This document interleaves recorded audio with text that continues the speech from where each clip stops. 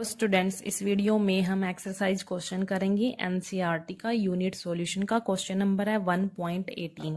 Statement देखो क्या है। Calculate the mass of a non volatile solute, molar mass 40 gram पर mole, which should be dissolve in 114 gram octane to reduce its vapour pressure to 80%। देखो इस question में क्या कहा है इन्होंने और क्या सोल्व करना है। देखो यहाँ पर हमारे पास क्या है, इसमें 114 ग्राम ऑक्टेन है प्योर स्टेट में। ठीक है, मतलब ये क्या हमारे पास सोलवेंट है। क्या है ये? सोलवेंट, जो कि प्योर स्टेट में है 114 ग्राम। ठीक है, जब ये प्योर स्टेट में है, इसका जो वेपर प्रेशर है, प्योर स्टेट में हम P नोट से डिनोट करते हैं वेपर प्रेशर को। ठीक है, ऑक्टेन का जो वेपर प्रेशर है वो कितना है इसका वेपर प्रेशर 100% है। स्टार्टिंग में इसका जो वेपर प्रेशर है मान लो 100% है।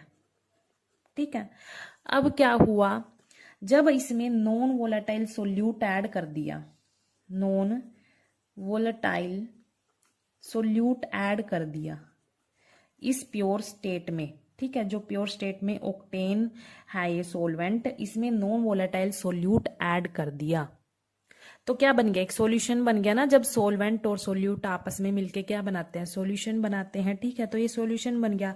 अब क्या हुआ, जब ये नॉन वोलेटाइल सोल्यूट इसमें ऐड हो गया तो जो इसका वेपर प्रेशर 100% था ना, वो डिक्रीज हो गया। इसका वेपर प्रेशर कितना डिक्रीज हो गया? 100 से 80% पर चला गया इसका वेपर प्रेशर। जब हमने नॉन वोलेटाइल सोल्यूट इसमें ऐड कर दिया तो इसका वेपर प्रेशर कितना हो गया? 80% हो गया, डिक्रीज हो गया। ये हमने किस में पढ़ा था? Raoult's law for non volatile solute में हमने ये डिस्कस किया था। जब हम प्योर मतलब जो सोलवेंट है उसमें नॉन वोलेटाइल सोल्यूट ऐड कर देते हैं तो उसका वेपर प्रेशर क्या हो जाता है? डिक्रीज हो जाता है।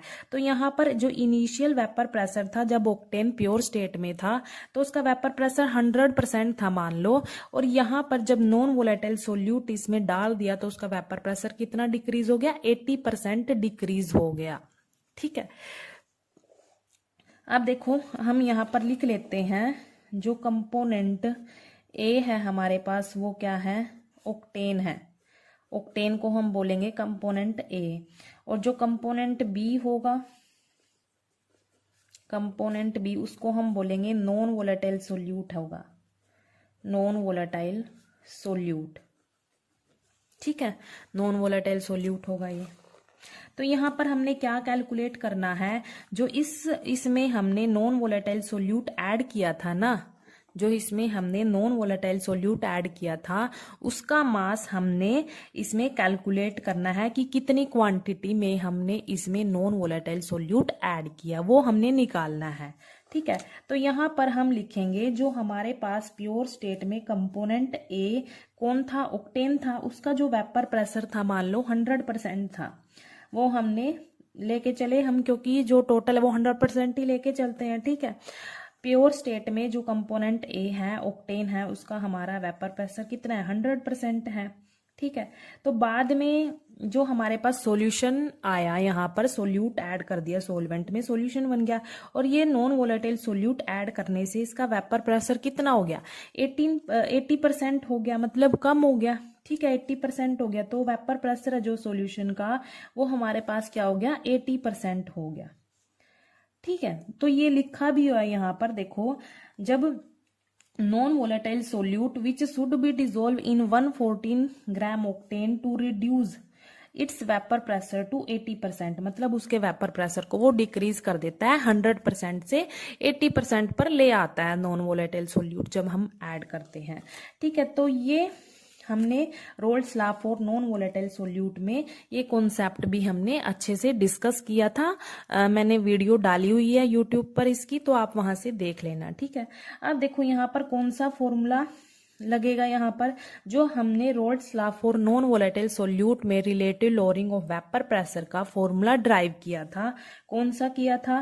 P nought A minus P S divide by P nought A equals to mole fraction of component B. ये हमने फॉर्मूला ड्राइव किया था।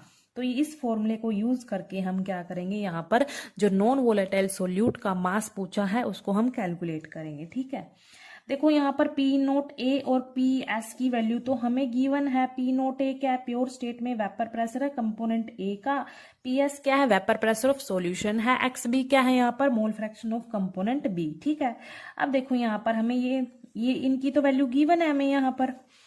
ठीक है, और यहाँ पर जो मोलर मास है, देखो पहले ये देख लेते हैं, mole fraction of component B किसके इक्वल होता है? Moles of component B divide by total moles आ जाते हैं कंपोनेंट ए के भी, कंपोनेंट बी के भी। ठीक है, और जो ये मोल्स होते हैं उनका फॉर्मूला क्या होता है? यहाँ पर जैसे एन बी है, कंपोनेंट बी के मोल्स हैं, वो क्या फॉर्मूला होगा उसका? एक्चुअल मास डिवाइड में मोलर मास, ये फॉर्मूला होगा। ऐसे ही एन ए का एक्चुअल मास डिवाइड में मोलर मास, ये फॉर्मूला होगा यहाँ पर। ठीक है, अब देखो यहाँ पर हम इनको सोल्व कर लेते हैं।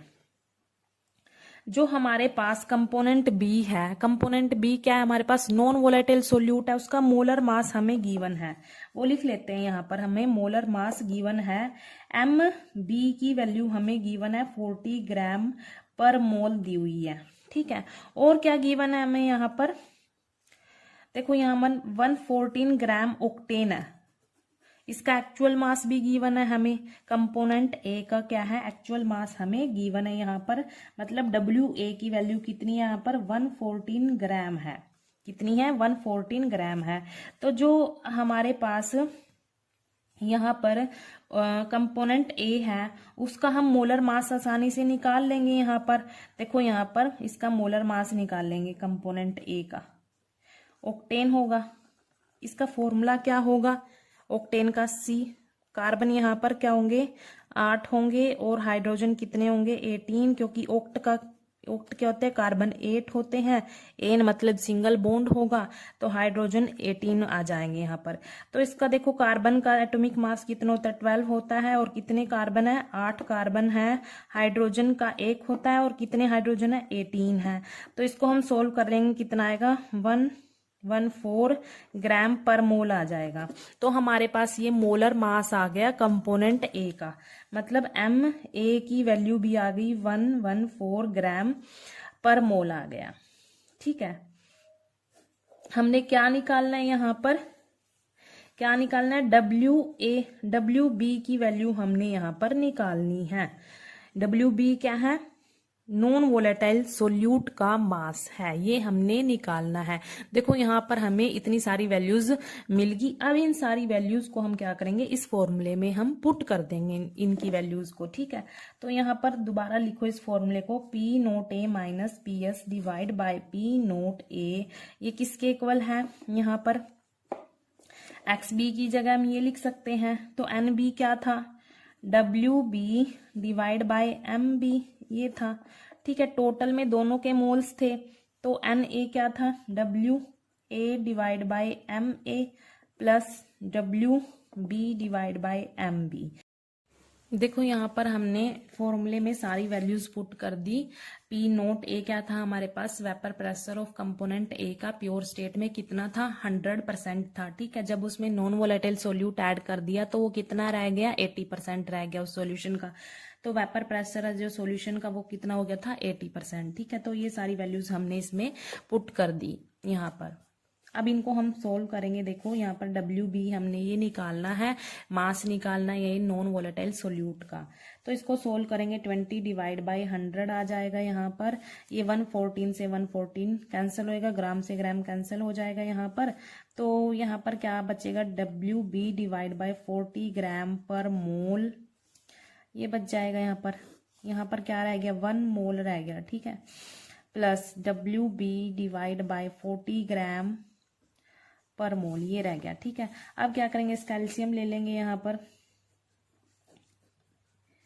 डब्ल्यू बी डिवाइड में 40 ग्राम पर मोल। इस कैल्शियम लेंगे तो कितना आएगा 40। यहाँ पर देखो मोल से मोल कैंसिल हो जाएगा, यहाँ पर ये क्या होगा, मोल से मोल कैंसिल हो जाएगा तो 40 ग्राम रह जाएगा यहाँ पर। 40 ग्राम प्लस WB डिवाइड में 40 ग्राम पर मोल। ठीक है, अब ये ग्राम से ग्राम इधर कैंसिल हो जाएगा यहाँ पर, तो क्या बचेगा देखो यहाँ पर 20 डिवाइड बाय 100 WB हमारे पास ये है 40 divide by 40 gram plus WB divide में 40। देखो मैंने ग्राम से ग्राम पहले ही कैंसिल कर दिया, यहाँ पर भी हो जाता वो। ठीक है, तो इसको हम फर्दर सोल्व करेंगे तो कितना आएगा 20 डिवाइड बाय 100। इसको हम ऊपर नीचे लिख सकते हैं ऐसे, ये चीज ऊपर जाके मल्टीप्लाई में हो जाएगी। WB डिवाइड बाय 40 मल्टीप्लाई, ये ऊपर मल्टीप्लाई में आएगा 40 ग्राम प्लस WB, ऐसे लिख सकते हैं हम इसको।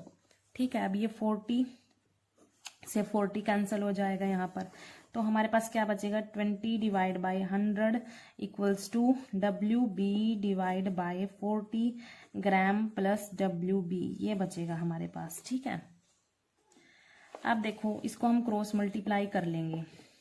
20 मल्टीप्लाई 40 ग्राम प्लस ये इससे मल्टीप्लाई हो जाएगा सारा WB इक्वल्स टू 100 WB, ये आ जाएगा। अब इसको सोल्व कर लो, कितना आएगा देखो 800 gram plus 20 WB equals to 100 WB। अब क्या करेंगे हम, जो WB वाली टर्म है उनको क्या करेंगे, एक साइड लेके चले जाएंगे। ठीक है, तो यहाँ पर 100 ग्राम रह गया, इसको हम उधर लेके जाएंगे 100 माइनस 20 WB आ जाएगा। ठीक है, यहाँ पर 100 ग्राम इक्वल्स टू कितना आ जाएगा 80 WB आ जाएगा। इसको हम यहाँ पर सोल्व कर लेते हैं। ये 800 ग्राम इक्वल्स टू 80 WB क्या है हमारे पास, हम क्या निकाल रहे हैं, WB मास निकाल रहे हैं नॉन वोलेटाइल सोल्यूट का। ठीक है, WB हम एक साइड रख लेते हैं। 800 डिवाइड बाय 80 क्या होगा, ये कैंसिल हो जाएगा, इधर 10 आ जाएगा। मतलब हमारे पास जो नॉन वोलेटाइल सोल्यूट है उसका मास कितना है 100 ग्राम है। कितना है 100 ग्राम, मतलब हमने नॉन वोलेटाइल सोल्यूट कितना ऐड किया था, मतलब यहाँ पर हमारे पास जो नॉन वोलेटाइल सोल्यूट है उसका मास कितना है 10 ग्राम है। मतलब हमने उसमें नॉन वोलेटाइल सोल्यूट कितना ऐड किया था 10 ग्राम ऐड किया था, जिससे उसका वेपर प्रेशर 100% से 80% हो गया था। 10 ग्राम नॉन वोलेटाइल सोल्यूट ऐड करने से क्या हुआ था, वेपर प्रेशर डिक्रीज हो गया था, 80% पर चला गया था। ठीक है, थैंक यू।